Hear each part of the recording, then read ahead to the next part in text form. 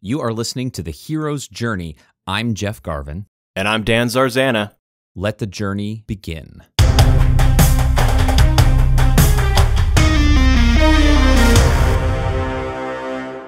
I can't believe it took us 4 years to produce an episode on Jaws. You were scared, Dan. I'm not scared. You're scared. Just when you thought it was safe to go back into the podcast studio. Dun, dun, dun, dun, dun, dun, dun, dun, dun, dun, dun, dun. Released on June 20, 1975, and based on Peter Benchley's best-selling novel, Jaws became the first summer blockbuster, raking in more than $470 million. That is an astronomical figure, considering that the average price of a movie ticket in 1975 was about $2. Yeah. Looking at a list of top box office performers, no film released prior to 1975 appears above Jaws. Isn't that incredible? Yeah, that was a peak. Spielberg nailed it. Jaws deservedly received Oscar attention, though none for acting, which surprised me.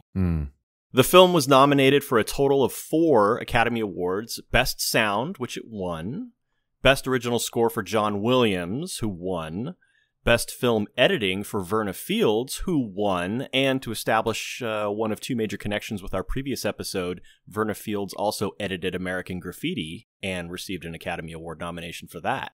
The only Oscar trophy for which Jaws was nominated but did not win was Best Picture. That went to One Flew Over the Cuckoo's Nest, another fantastic film. Yeah. Not nearly as fun as Jaws, though. Yeah, heavier for sure.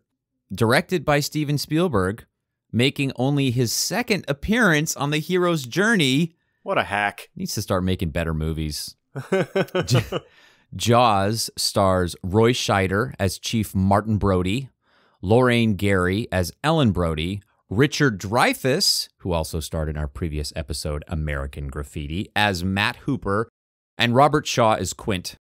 Special shout out to Murray Hamilton as Mayor Vaughn. Absolutely. I love Vaughn. I mean, he's supposed to be a despised character, but I think his performance as Vaughn is just great. Yeah, he's not an evil guy. He's clearly sticking up for the rights of the people, but also his political career, it's tender. Yeah, and in the novel, there's some financial motivation as well. I don't know if we want to talk about the novel. I did read the novel, but one thing I wanted to mention that I didn't really think about until I watched Jaws again to prep for this episode is that only 2 or 3 years have passed between the production of American Graffiti and Jaws, but Richard Dreyfuss looks at least a decade older in Jaws. Yeah. Then he's got the gray, a little bit of gray in his beard. I think maybe the longer curly hair gives him kind of a haggard look. I just have to say, I thought I had seen this movie, but after watching it, I realized I'd only seen clips of it or like on TV. And wow, I rated this 5 stars. I absolutely love this movie. It's almost a perfect movie, and it's terrifying. And it occurred to me 2 things. 1, this is absolutely a Hitchcockian story. And 2, it's a serial killer. But the serial killer is a shark. Yeah. It's such a great concept, and I just love this movie. Every time you see the shark, it's dramatically scarier than the first time. Because, you don't see much of it and as the story goes on. But when that shark jumps up on the boat and breaks the transom and breaks into the cabin, I was like, oh my God, that is terrifying. Made more so by Quint's description of those black eyes. The black eyes roll that over white. Over white, and you hear that high-pitched screaming. Yeah. Yeah. All right, let's get into this.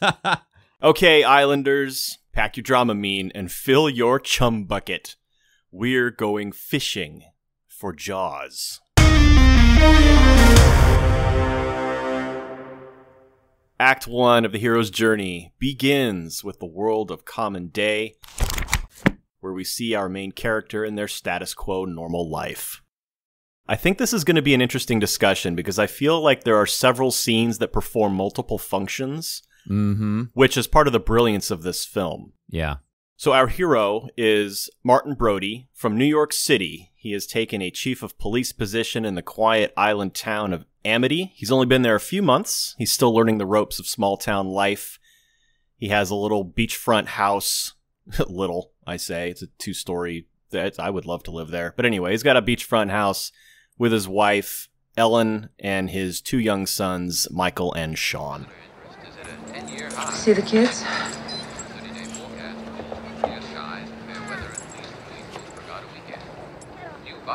They must be in the backyard. In Amity, you say yard. They're in the yard, not too far from the car. How's that? Like you're from New York. You did say that he moves from New York City to a small island. At one point in the movie, he says, you can't get away from the crime in New York City. And he mentions that there hasn't been a murder or even a shooting in Amity in a quarter century. So there's like this question, like, did Brody bring the violence with him, or is he just really unlucky that he tried to sort of like semi-retire to this quiet town, and less than a year in, the worst series of attacks, the most violent deaths ever. Yeah. That takes us to Call to Adventure.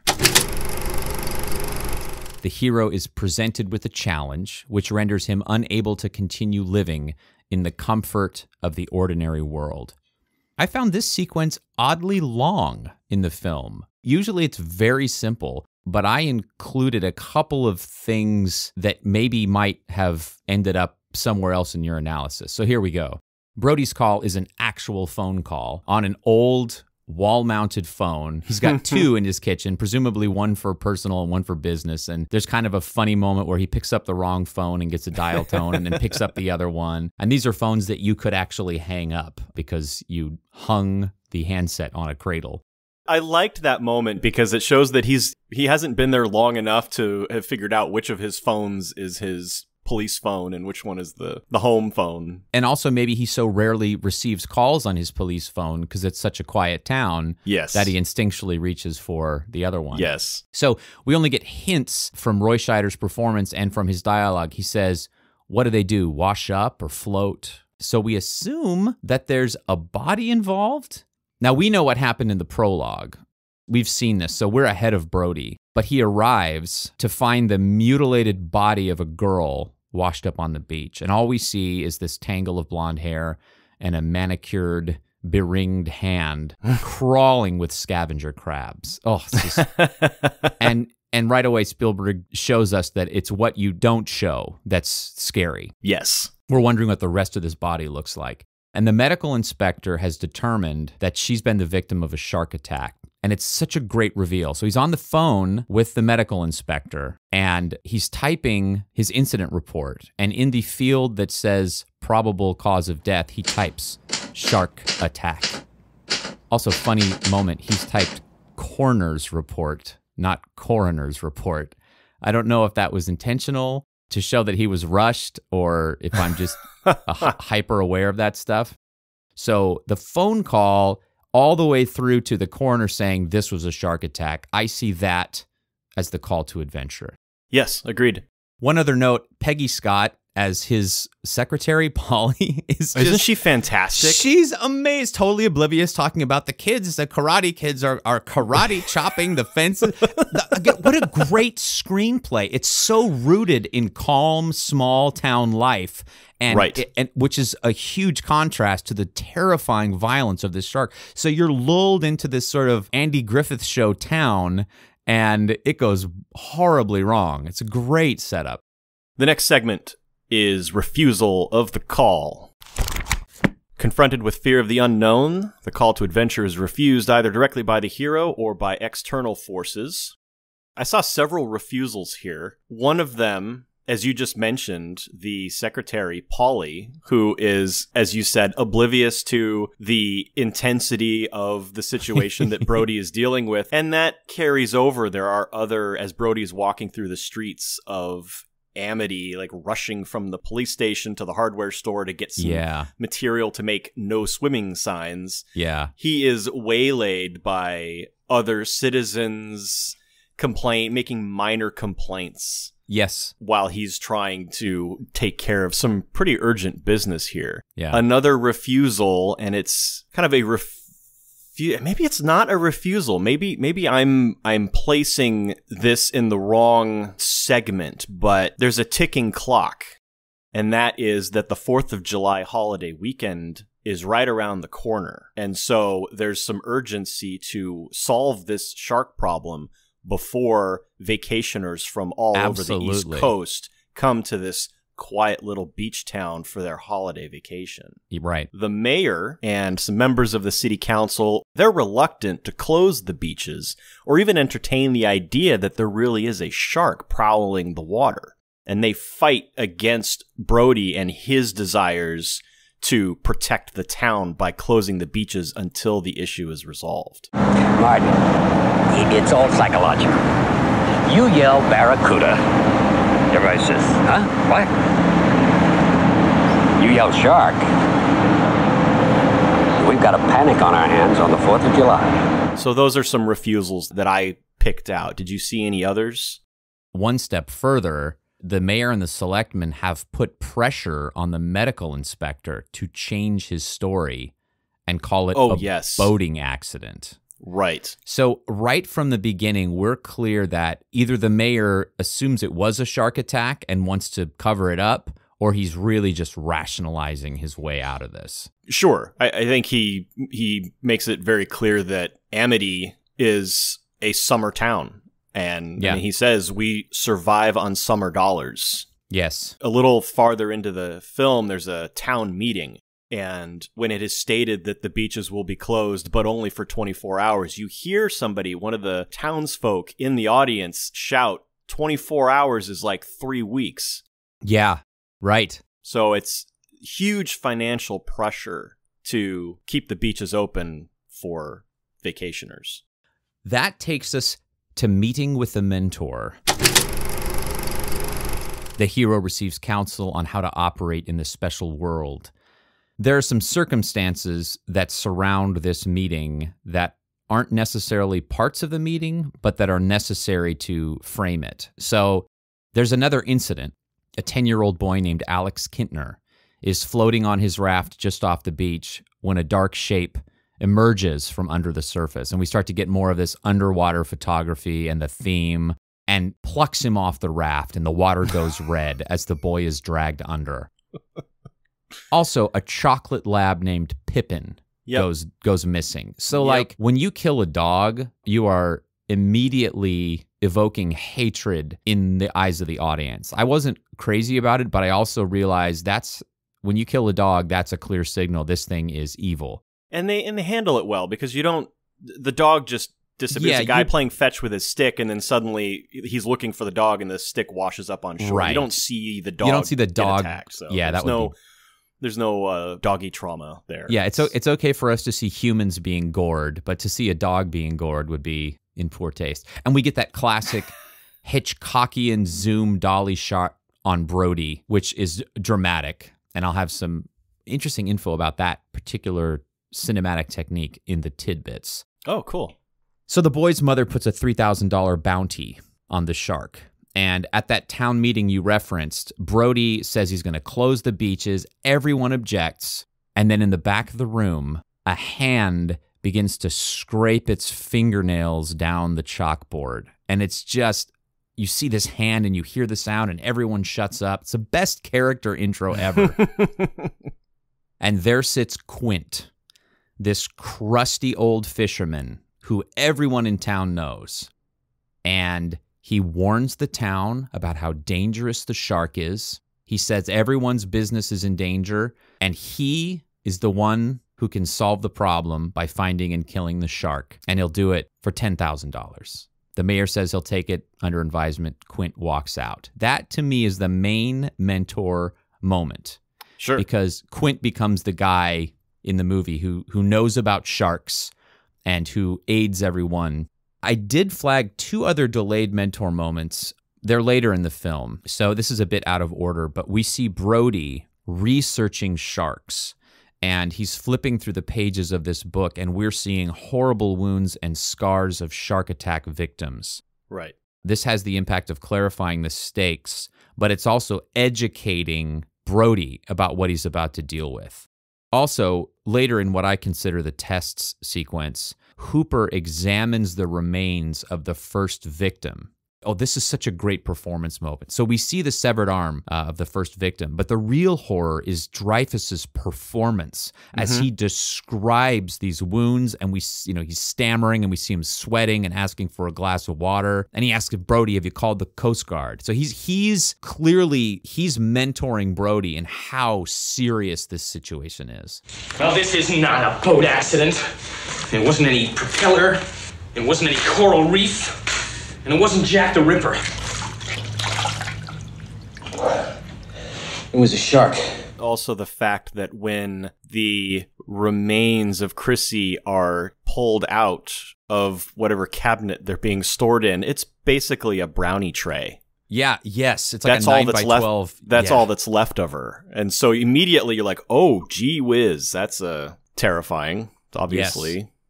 The final segment of Act 1 is crossing the first threshold, where the hero must pass a barrier to enter the special world. This crossing represents the hero's commitment to taking on the adventure. And you already talked about the death of Alex Kintner. I thought that scene, and I'd mentioned at the beginning that some scenes do double duty in this script. I felt that Brody personally monitoring the beach after he's been told that he's not allowed to close the beaches was a partial representation of crossing the first threshold. And then the town meeting where Brody announces his plan to deal with the shark after Alex Kintner has already been killed. So he's going to hire extra deputies, put shark spotters on the beach. He's going to bring in an expert from the Oceanographic Institute. And this is where he announces to the town, yes, I'm going to close the beaches, which creates an uproar because as we already know how critical this time is for the town. That's what I saw as crossing the threshold. I would put one fine point at the end of that sequence. That is the only thing I had as crossing the threshold. I think I agree that his announcement and his observing the beach are elements of him engaging in the adventure, committing. The thing that put a point on it for me is that Brody does close the beach, and we see deputies pounding no swimming signs into the sand. And I thought, putting up a signpost, that is the very definition of committing to the adventure. Yeah, in that act, he's kind of creating the threshold at that point. Yeah. He's acting as the threshold guardian. In defiance of his orders from the town selectmen.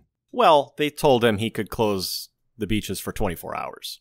I get the feeling he's not going to do that. Well, that brings us to the end of Act 1. We are going to take a side quest into the Campbell Cafe.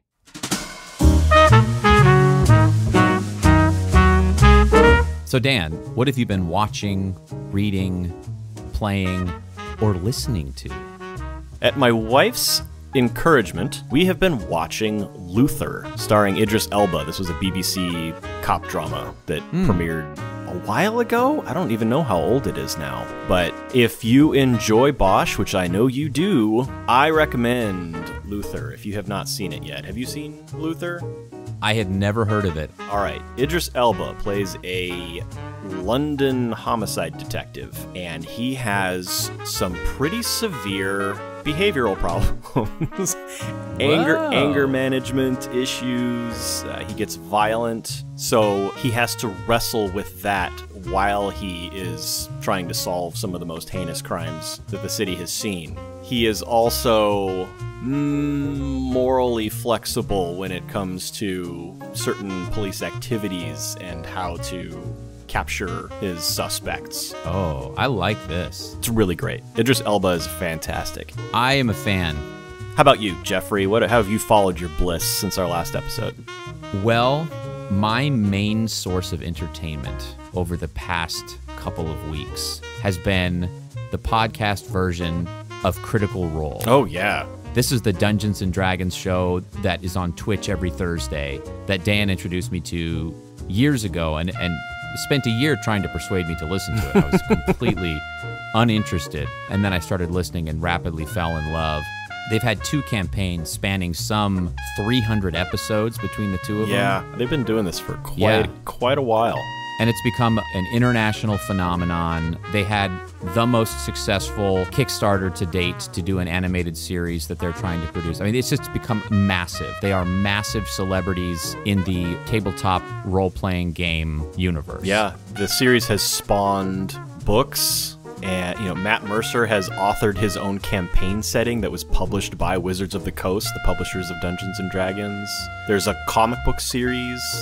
It's more than just a video D&D game now. He's arguably the biggest influence on Dungeons & Dragons in our lifetime, since maybe Gary Gygax. And he's really a huge impact. Yeah. I have never caught up with the show. I've never watched an episode live because I'm obsessed with finishing the series in order, very Dan kind of thing. So I'm listening to the podcast. They just completed campaign 2, and they're about to start a new series, a limited series, before campaign 3. So I am rushing. I want to listen to all the episodes so that I can watch the first episode of the new series live. I have 5 episodes to go, and I have 11 days to do it, and I'm gonna do it. So I have been binging Critical Role morning, noon, and night, and I will continue to do so until I have listened to every last minute of audio that they have provided. So I am obsessed. I'm having a great time. After that, it's going to be all audiobooks till the end of time. But for now, it's all Critical Role, and I know that once I'm done and I can only watch an episode once a week, I'm going to be in massive withdrawal. Ha! That's been my entertainment, Dan. All right, we've stalled long enough. I think it's time that we head back to the beach for Act 2. Dun dun dun dun dun dun dun dun.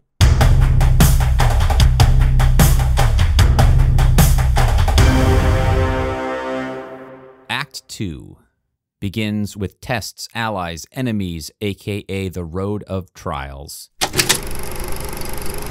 Now in the special world, our hero meets allies, makes enemies, and must pass a series of tests to prove his worthiness.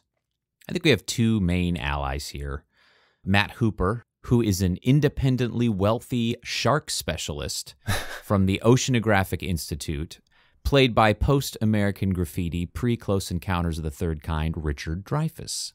Our second big ally is Quint, the salty, shark-hunting local fisherman, played by post from Russia with Love, pre-Robin and Marion Robert Shaw. Now, hold on a second, because Robin and Marion? I didn't even know this movie existed. 1976, starring Sean Connery as Robin Hood, Audrey Hepburn as Marion, and Shaw as the Sheriff of Nottingham. How have I not seen this movie? I'm going to watch this. I love Robin Hood. I love all those actors. I'm watching this. Enemies, the mayor, the selectmen, and of course, the shark. Do you have any allies or enemies to add to that list, Dan? Not really. You hit the major ones. I will say that in the novel, Matt Hooper is most definitely an enemy. Really? Yes. Mrs. Brody and Matt Hooper have an affair. What? And Brody suspects something but can't prove anything, and so there's this alpha wolf versus challenger wolf tension between Brody and Hooper throughout the entire novel. Wow. Totally different characterization of Hooper, and I personally really prefer the film version, and I think it makes the movie stronger because Brody needs likable allies to help him through this crisis. This was a tidbit, but I think I have to spill it now. Spielberg told Dreyfuss not to read the novel, and I wonder if that's why. So tests. Now that the bounty on the shark is out, fishermen from all over, not just locals, are coming out in droves to catch the fish.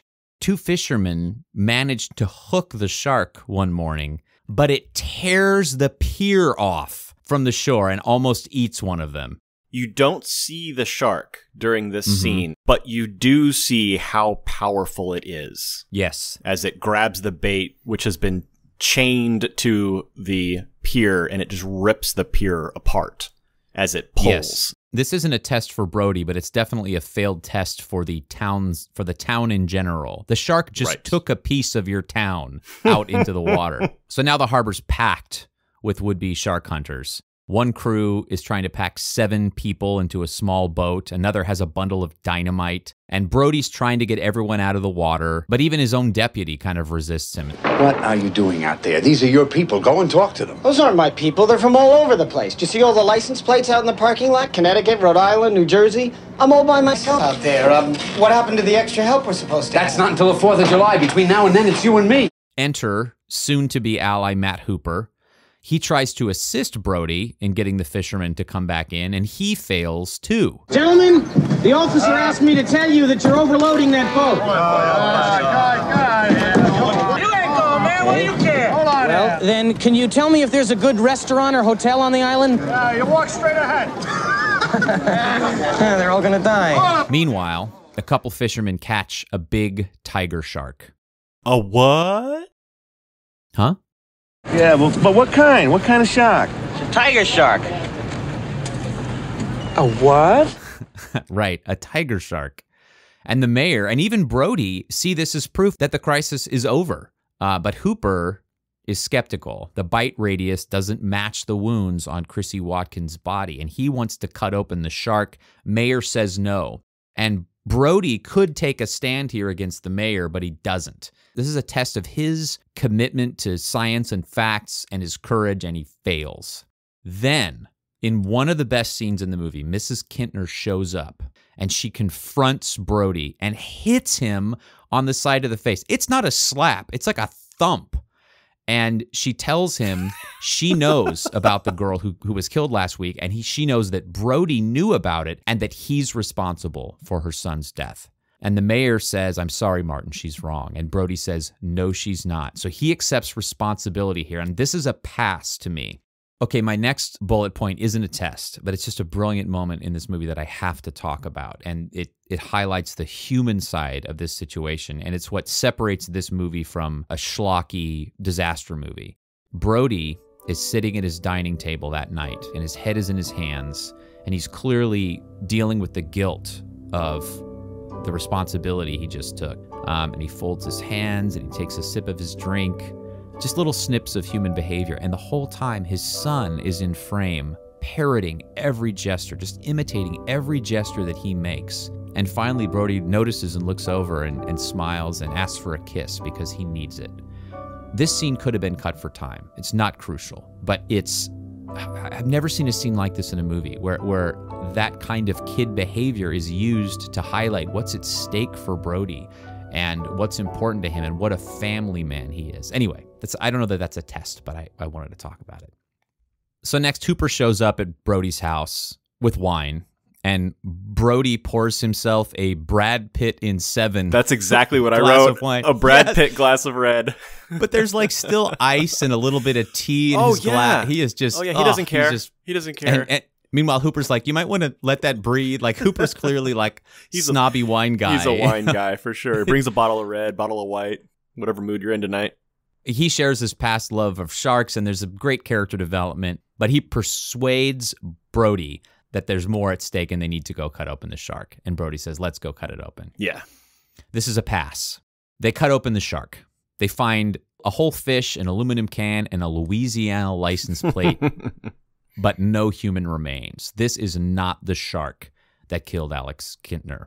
Right. So Brody says, all right, we're closing the beach. We're calling the mayor. But Hooper says, no, we have a bigger problem. There's a shark out there. We have to go right now and go find it. And Brody, he passes another test here by summoning the courage to go out on the water for the first time in the film, because it's been established that Brody hates the water. Yes. He does not go in the water. Mm-hmm. It's a perfect setup for your character to be a shark hunter who hates the water. So, of course, he has to get drunk to do it. And I just have to say that most of the shark hunting in this film is performed by profoundly inebriated or hungover men. Do not recommend.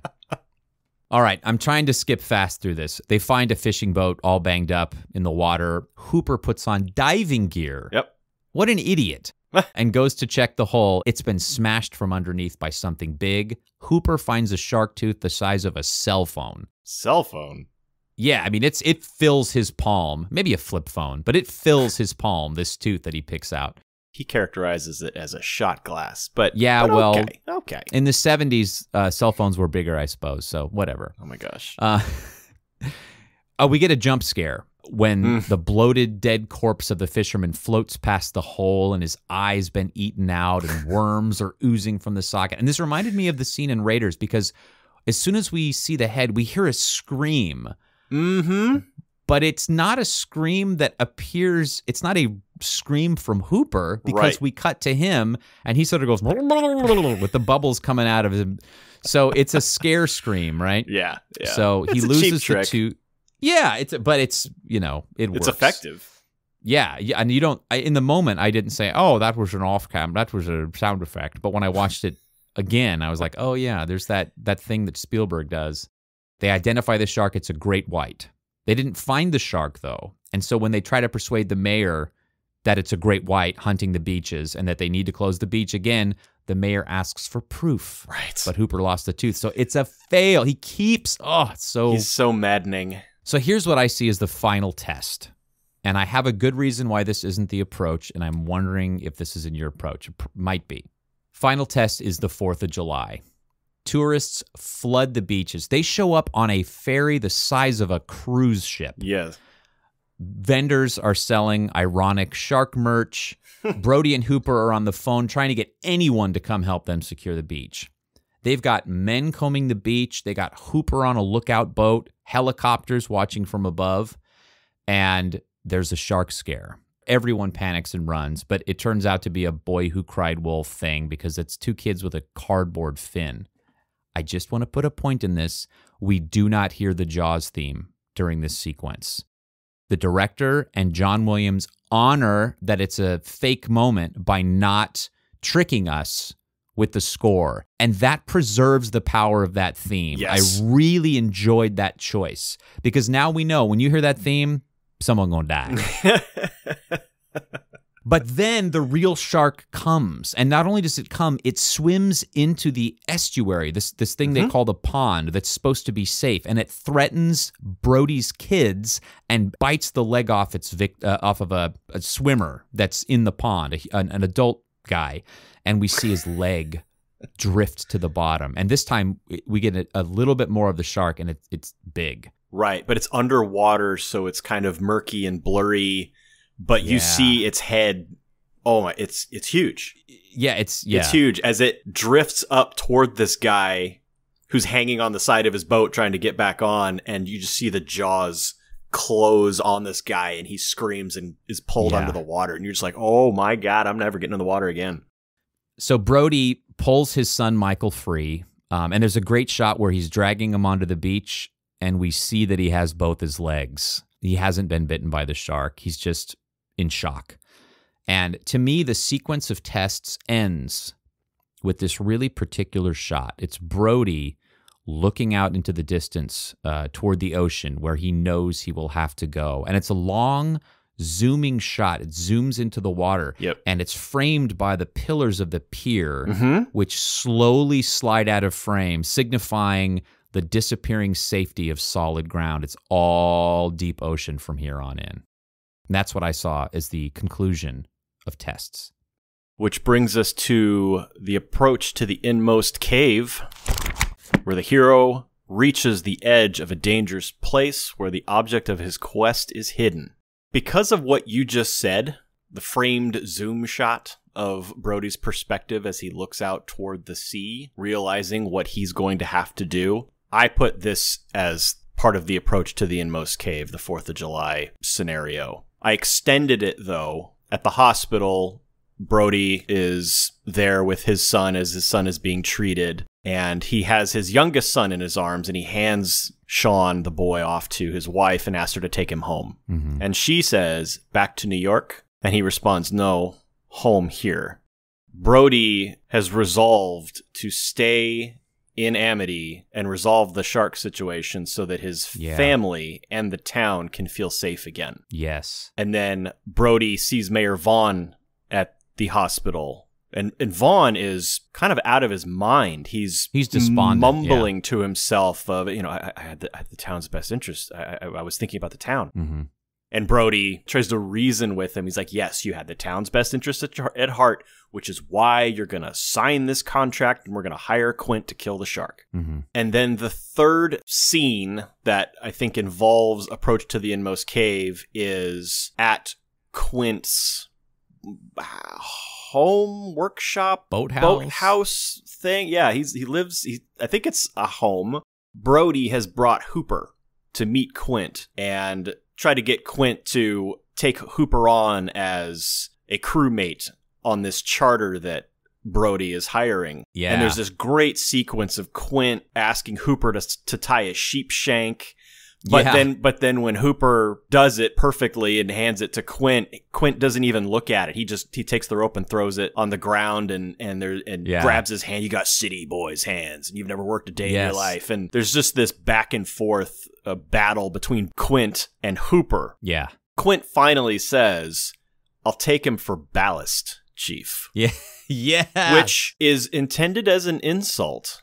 But I will say this. Ballast is used to provide stability to a vehicle or structure. And I think that while Quint's comment is intended to be an insult to Hooper, Hooper does provide a balance on that boat between the landlubber Brody, who hates the water, and the old sea dog Quint. Well put. I love it. So now they're gearing up, loading the boat. Hooper has all kinds of fancy college boy equipment laid out on the dock, and Quint comes by and mocks all of it. What are you, some kind of half-ass astronaut? And as this is happening, Ellen says, "What am I going to tell the kids?" And Brody says, "Tell them I've gone fishing." I love the exchange between those two. Great line. This movie has great lines, and they're all earned. I mean, I love a good Schwarzenegger or a good Bond zinger. Yeah. But all the lines are emotionally grounded. All these lines are emotionally grounded and earned and great, just great moments. That's where I drew the line at approach to the Inmost Cave. There's one shot at the end that signifies the end of the approach for me, and that is they get aboard the boat, and there's a great shot of the orca leaving the bay, and it's shot through the skeletal jaw of a shark. Yeah. And that's, so they're literally in the jaws of the shark. Right. As they. It's pretty good foreshadowing as well. Spielberg knows what the hell he's doing, and he puts things in that don't beat you over the head thematically or visually, and they just subliminally put you in that feel. And that's the best kind of horror. Let's take it into Ordeal. Our hero faces the ultimate test, often risking death to overcome his worst fear, sometimes actually appearing to die. I think the ordeal's kind of long here. Yes, I agree. But it encapsulates their first real encounter with the shark. So they're heading out into the ocean. Brody is grossed out chumming the water. And there's this really great, the characterization in this movie, Quint, the quintessential tough guy, finishes his Narragansett beer and crushes the can. And Hooper is kind of watching him and mocking him, and he finishes his cup of water and crushes the Dixie cup. And it's just like, it's great. Quint has degraded and minimalized Hooper, and Hooper's just being like, you're such a joke, your tough guy act. Brody knocks loose some of the tanks of compressed air, and we learn how dangerous they are. Brody's practicing sailor knots. He's trying to get into it, and all this is building tension because we know it's like a quiet shipboard moment, but we know something's going to happen. And then finally, Quint's line twitches. I mean, his fishing pole is a pole arm. It is a giant, thick fishing pole. So that the line twitches and the reel starts rotating, and Quint very quietly puts on this big leather harness, clicks himself into the fishing pole, and slips the pole into the fishing pole holder thingy. In the fighting chair. And the line, the what? In the fighting chair. In the fighting chair. The line starts flying through the reel and over the stern. The shark goes under the boat, bites through the line, and escapes. So this is the shark flipping the double eagles to the shark hunters. Like, oh, you have no idea what you're in for. There's also some tension between Hooper and Quint here, because while Quint is fighting the shark, saying, I've got something real big here, and Hooper doesn't believe it's the shark. He thinks it's some other sporting fish, like a marlin or something. And then when Quint pulls the broken line out of the water and says, you think a marlin's going to chew through this piano wire? Don't you ever tell me my business again. Yeah. And so Hooper now has been humbled. Yeah. So a little later, Brody's chumming the water again, and the shark comes out of the water. This is the most of the shark we've seen so far, and it is enormous compared to this boat. And Brody's the only one who sees it, and he doesn't cry out or shout. He's just shocked and kind of backs up, and he backs into the cabin and has the best line in the movie. Yep. You're going to need a bigger boat. And it's often misquoted. Everyone quotes it as, we're going to need a bigger boat. And I love that because he's immediately saying, I'm not fighting. This is you. You were on this. So now it's on. Quint fetches the spear gun. Hooper attaches the line to an air-filled barrel. Quint takes the shot, spears the shark. Now they've got a floater on him. And we get this moment of triumph. The score goes from, creepy, tense to triumphant as everyone's smiling and the shark is trying to swim away and the floater's on it and they're feeling great. And they think they're going to get another barrel on him. But the shark is so powerful, it goes down and takes this 50-gallon drum of air with it. There's a moment in Vogler's analysis of the ordeal in The Writer's Journey called The Villain Escapes. Uh-huh. And this is the villain escaping. Right. The sun goes down, and they've survived their first encounter with death in the form of the great white shark. And that's where I ended the ordeal. Alrighty, this brings us to reward, or the ultimate boon. Having faced their worst fear, the hero seizes the object of their quest. The trio now has a better idea of what they're up against. Quint says he's 25 feet long and 3 tons is his estimation. Wow. That is 2 Honda Civics is how big this shark is. Huge. It's gargantuan. And then we get our campfire scene. Yes. That Vogler mentions in The Writer's Journey. He says, many stories seem to have a campfire-type scene in this region where the hero and companions gather around a campfire, or its equivalent, in this case, it's the galley table of the Orca, to review recent events. So it's dinner time. I thought it was an interesting, unmentioned characterization moment. The plates in front of Quint and Hooper are almost clean, but Brody's plate looks untouched. I did not pick up on that. Quint and Hooper then have a bit of a bonding moment as they compare their scars. Mm-hmm. And it's this jovial, funny moment. It's the first time we've laughed in a while as viewers. One-upmanship as they show bigger and bigger scars and they're pulling up pant legs and shirts. Just... Yeah. And then Quint descends into the haunting story of the USS Indianapolis and his first experience with sharks. Where was Robert Shaw's nomination for Best Supporting Actor? This performance is profound and gripping, and it should have been nominated for Best Adapted Screenplay. This scene takes everything to another level. Right.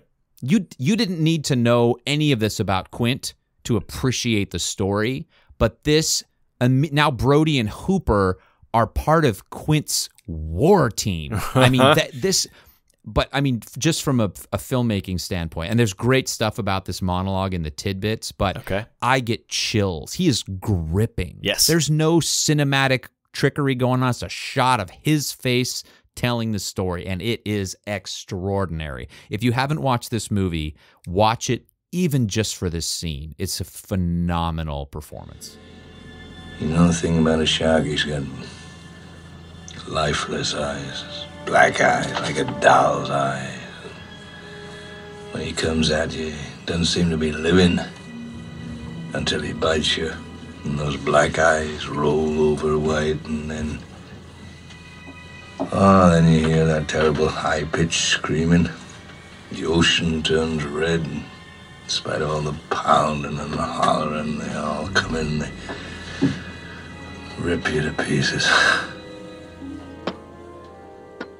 Okay, so here we have this real dark moment that is livened a bit as Shaw starts singing.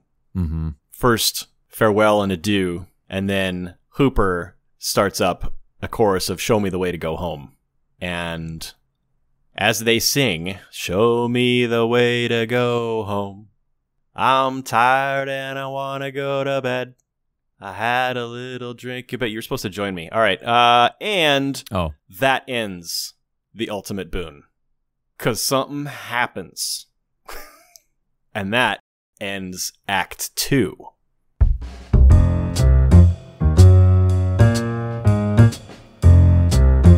In honor of our Jaws episode, what special cocktail or themed beer or other beverage have they brought for you today, Jeff?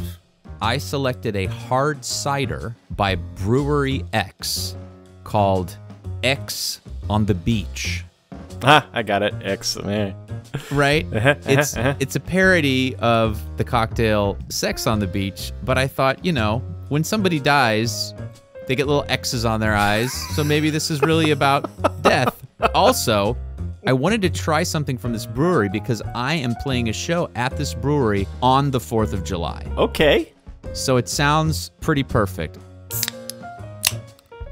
I'm pouring it like a beer. I don't know if that's how you're supposed to pour a seltzer. It's a seltzer or a cider? You said it was a cider. Oh, sorry. No, it's a seltzer. It's a hard seltzer. Oh boy, it smells fruity.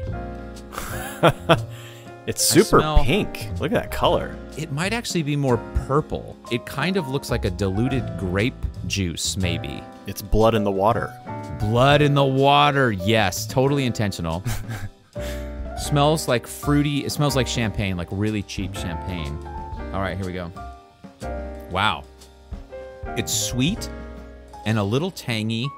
It says it's made with real fruit, but I'm trying to identify what fruit. Maybe a little raspberry. What does it say on the can? Peach, mango, cranberry. That's what I taste. So you're drinking a hard ocean spray. I taste cranberry and peach. That's what it was. 10% alcohol by volume. Dang. That's like more like an imperial cider. 16 ounces of 10%. Holy cow. We better start Act 2 or Act 3 because this is delicious and easy to drink. What are you drinking today? What I ended up with, because this film takes place on and around the 4th of July, every year Stone Brewing in San Diego creates limited Enjoy By beers. So I got the Enjoy By July 4th, 2021 Tangerine and Pineapple IPA. Oh man, I'm envious. I love Enjoy By. This is 1 pint, 6 ounces. I've had Enjoy Bys before, but I don't know that I've had this particular flavor profile of tangerine and pineapple. Oh boy, I can smell it just right out of I'm not even put my nose in it yet, and it's already heavy. The foam is a good maybe inch, and it's thick. Not thick like a Guinness bed of foam, but it's real pillowy. It looks fluffy. Fluffy, also a good word. Man, I can really smell the pineapple. That's big on the nose. And it's a hazy, or at least it looks hazy. I don't know if it's specifically a hazy IPA or not. But it is definitely looks hazy. Definitely, I cannot see through it. And the taste is just hops. If there's fruit, it's subtle. They drove the fruit by the vat as they were fermenting it. Yeah, this is 9 alcohol. Oh, wow. So you're drinking 22. 9%, sorry. 9 alcohol. Yeah, but it's already affecting me, obviously. I just looked up the average ABV of a champagne is 12.2%. And you drink, what, maybe 3 ounces or 4 ounces of champagne in a flute? And I'm drinking 16 ounces of 10%. You're going to drink 22 ounces of 9. This may be the sloshiest Act 3 in the history of the hero's journey. Oh, come on. We're stronger than that. Well, I'm going to try to slowly drink this delicious hardest seltzer because it is a craft hardest seltzer. And let's swim into Act 3.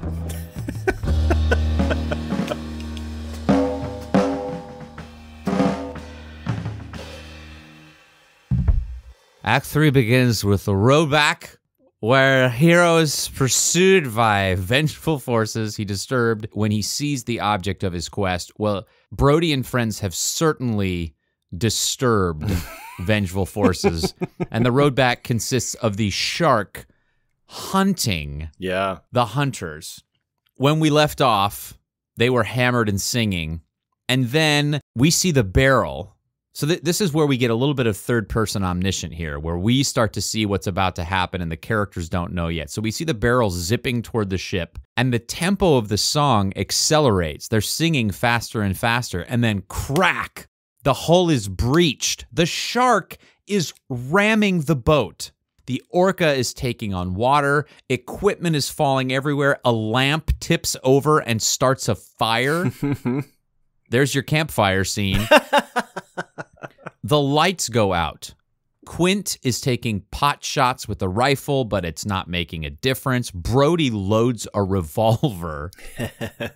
But the shark, having done some damage to the boat, disappears again. The next morning, while Quint and Hooper are below fixing the engine with a hydro spanner, it's reminded me so much of the scene from Empire Strikes Back, because you see hands coming out of this hatch onto the deck. The barrel surfaces again. The shark is back, and they try to pull in the barrel. They get this pole arm and start pulling in the line to pull in the barrel, and as they do, the shark surfaces again. It's huge. It speeds away, taking the line out and tearing open Quint's palm. Brody, at this point, is like, nah, I'm not having any of this. Goes into the cabin to make a mayday call to the Coast Guard. Right. But Quint comes in with a baseball bat and destroys the radio like Jack Torrance. Oh, well done. And now they're truly alone out there. Yes. This leaves us wondering, why would Quint do that? Right. I don't think it's because he wants the money. Is it that he has something to prove, or now it's personal? I think it has more to do with his personal code. Like, it's between us and the shark now, or something. There is a bit of that in the novel. Ooh. Where at some point he tells Brody that he doesn't have to pay him anymore because now he just wants revenge on the shark. So now they're stuck on the boat with no snowcat and no radio. You got a surprise coming to you. Jeff has transported himself to our The Shining episode, which you can listen to at heroesjourneypodcast.com or on your favorite podcast app. Okay, so the shark comes around for another pass, and Quint puts another spear into it. Brody's taking pot shots now with his revolver. So now there are 2 barrels on the shark. No way the shark can handle 2 barrels. It does. Yeah. It goes under again. They keep underestimating this shark. Right. And this has a huge effect on Quint's psychology over time. All of these, he keeps making all of these statements. We take this act, and this is going to help us subdue the shark, and none of it works. Yeah, we even see Quint's expertise failing us here. Right. After they get the second barrel in, there's another triumphant moment, and the score goes from menacing to playful to triumphant and back again in under 2 minutes. I mean, really John Williams, weird, really strange transition. This is John Williams' genius. They gave him very little time, and he kills it. Barrel comes up again. Hooper and Brady tie the barrels to the stern cleats. They're planning to tow the shark back to shore. Quint gets another spear in it. Now there are 3 barrels on it. Yep. The shark is so effing powerful, it swims away and rips the cleats off the boat and then goes under again with 3 barrels still on it. Take him with 3 barrels on him, not with 3, Kent! And there's a great pre-Braveheart shot as Quint hacks his machete into the side of the boat, and we see the machete in the foreground and the sun reflected in the water behind it. It's a great shot. Spielberg taking his moments. So the ship is now taking on water. Brody's trying to pump it out, and suddenly the boat tilts violently, and the shark is back, and it's attacking the boat again. So Quint is like, we're going to the island. We're gonna drag the shark into the shallows and drown it. Yeah. But the shark is now chasing them. It's not trying to get away. Yeah. It's chasing the boat, and it's keeping pace. The engine is spewing black smoke, and finally it blows the bearings and explodes. Yeah. Hooper just manages to get his gear out of the cabin, and Quint puts out the fire, and the shark disappears again. I have that as the end of the road back. One thing I want to point out is that there is a reprise of Farewell and Adieu. Yes. By Quint as he is putting all of his weight on the throttle, and he's looking back frantically at this He's scared. shark. This is we've seen Quint is done. He's cracked. His voice is strained and stressed.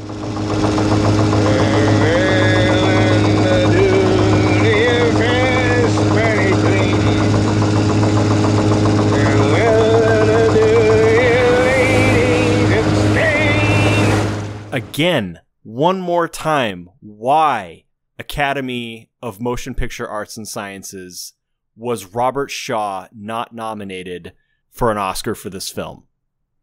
You know, Dan, I think it would be cool for us to invent the Hero's Journey Award. And if we do, I will absolutely nominate Robert Shaw as Best Supporting Actor in a Feature Film for a posthumous HJA. Hero's Journey Award. What would the statue look like?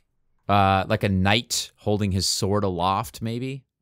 I took the moment one line longer than you did, and that is after the engine has exploded, Quint tosses life jackets to Hooper and Brody and tells them to put them on, and then asks Hooper, what can you do with this fancy equipment?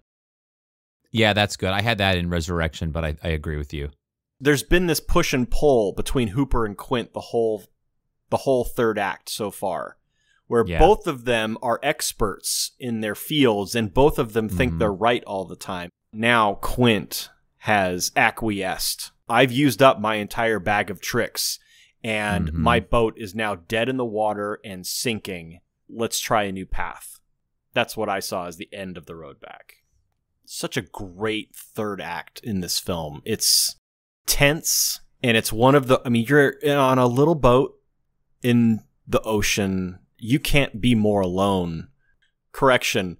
The three men in the Apollo 13 capsule in space. Only those three men are more alone than these three men are on their little boat in the ocean. All right. Ready to move on to Resurrection, or The Master of Two Worlds? The hero faces death one more time in a final battle or showdown. Oh boy, is this a final battle or showdown? This time the danger, and oh boy, is the danger at the apex. An apex predator. Well done. I like that. As the orca, dead in the water, engine having exploded. This is an irreparable damage. Remember, Quint has destroyed the radio. They have no means of calling for help.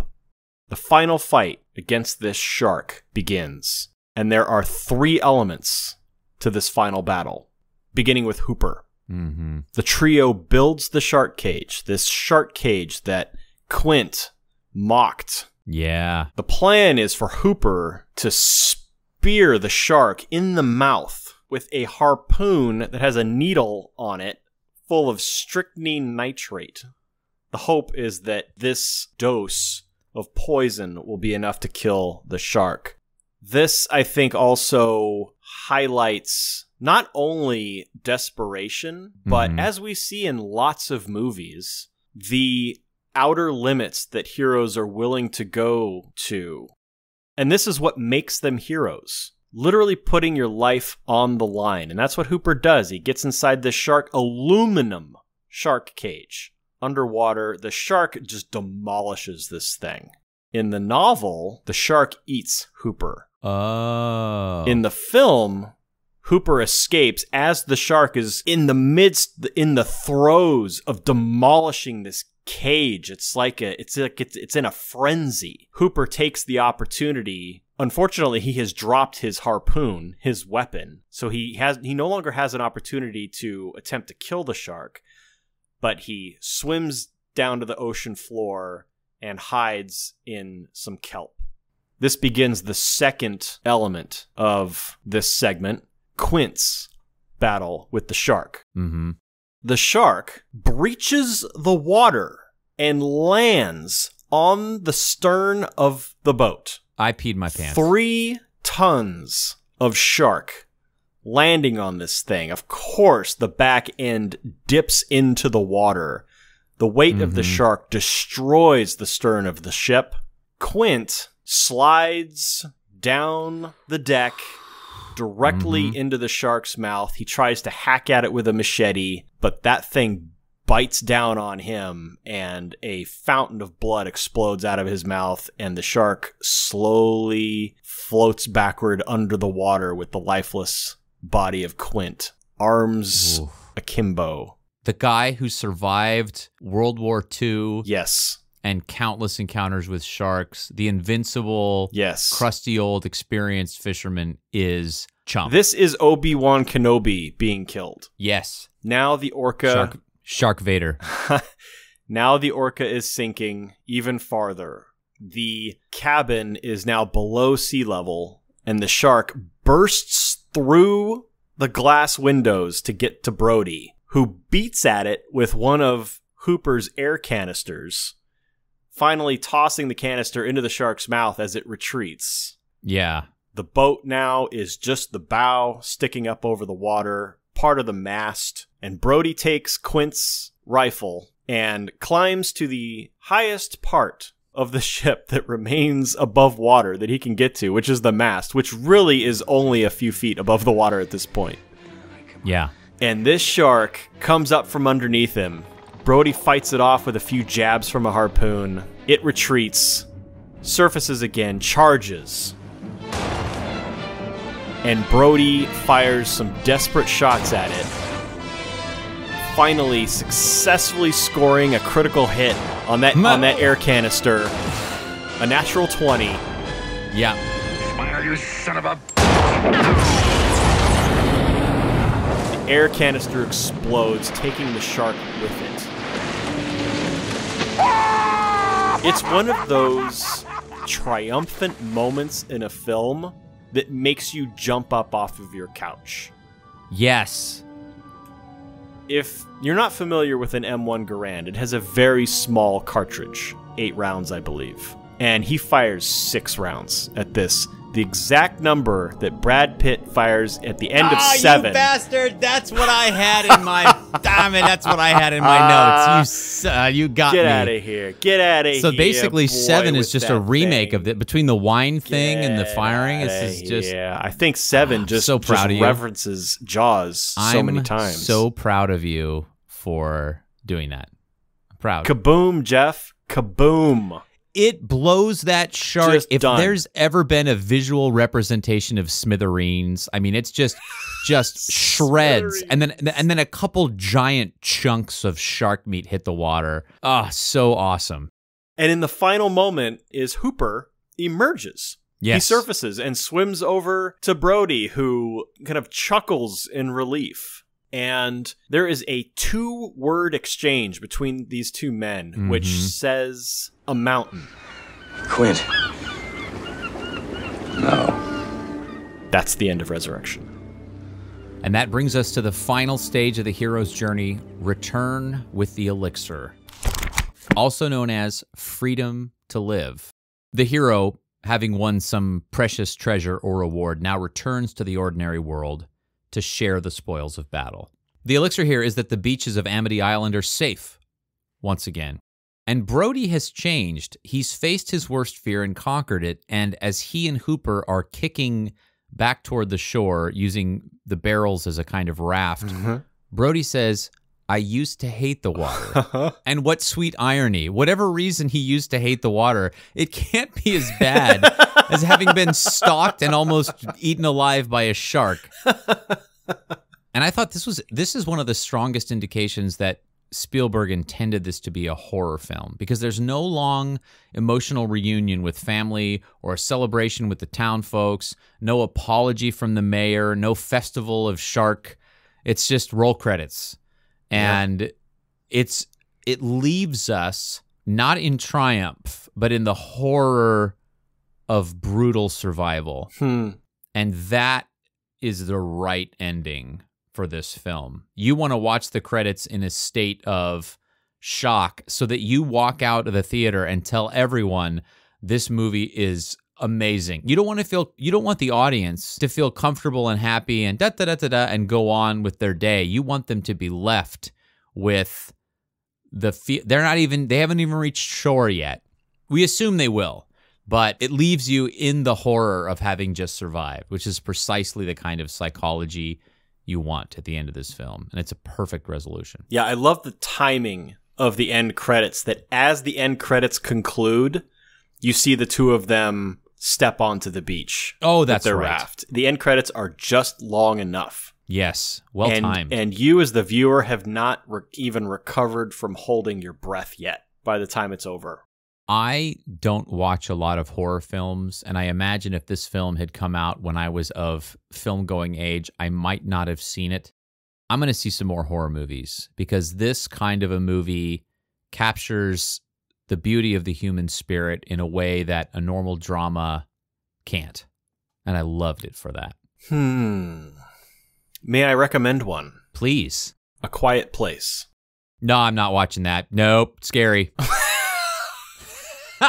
I'm just kidding. Okay, fine. I'll watch A Goddamn Quiet Place. I haven't seen the second one, which is out now, but the first one, I loved it. Horror movies force us to reckon with our mortality and to survive them and watch the foe be vanquished is part of the catharsis, the purging of bad emotions.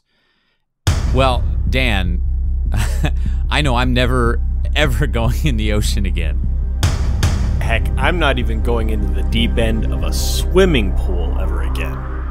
That seems like a better choice. Listeners, thank you so much for sailing with us today. We hope you enjoyed yourself and that we shined a new light on this classic film.